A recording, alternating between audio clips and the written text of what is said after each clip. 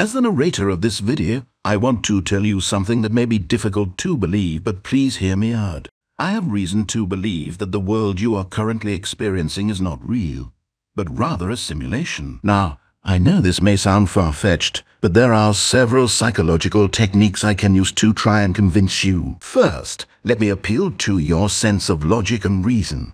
Consider the incredible complexity and detail of the world around you. Every blade of grass, every drop of water, every person and animal you see, all of these things are incredibly intricate and interconnected. It's hard to imagine that all of this could be created by anything other than a highly advanced simulation. Next, I want to appeal to your emotions. Think about the moments in your life when you felt truly happy or truly sad. These emotions were not just fleeting sensations, but rather deep and profound experiences that affected you on a profound level.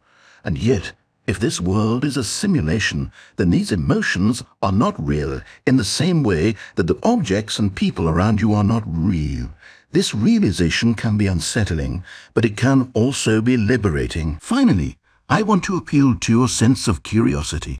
Imagine what it would be like to explore the world beyond this simulation, to see what lies beyond the boundaries of this manufactured reality. Wouldn't you be curious to know more? I know that accepting the idea that you are in a simulation may be difficult, but I hope that by appealing to your logical, emotional, and curious sides, I have been able to convince you that this may be the case. Wait, go back and look at that briefcase. Viewer, this briefcase will be very important later in the video. Make sure you study it closely and remember it carefully. Anyway, I'm now going to use some argumentative techniques to continue convincing you.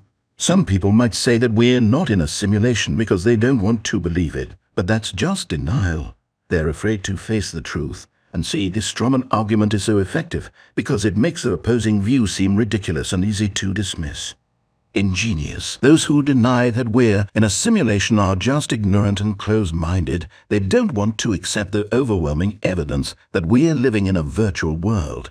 And this ad hominem argument is great because it makes the opposition look bad without even addressing their actual arguments. I'm on a roll here. You have to choose. Either you accept that we're in a simulation, or you're a coward who can't handle the truth. And this false dilemma is so effective because it simplifies the argument and makes it seem like there's no other option. I'm basically a debating master. Finally, I'm going to use circular reasoning to try and support my argument. We know we're in a simulation because the evidence shows that we're in a simulation, and the only reason anyone would deny that is because they're in denial. So don't be a fool, Stanley, or whatever your name is. Accept the truth and embrace the fact that this is all a simulation by subscribing.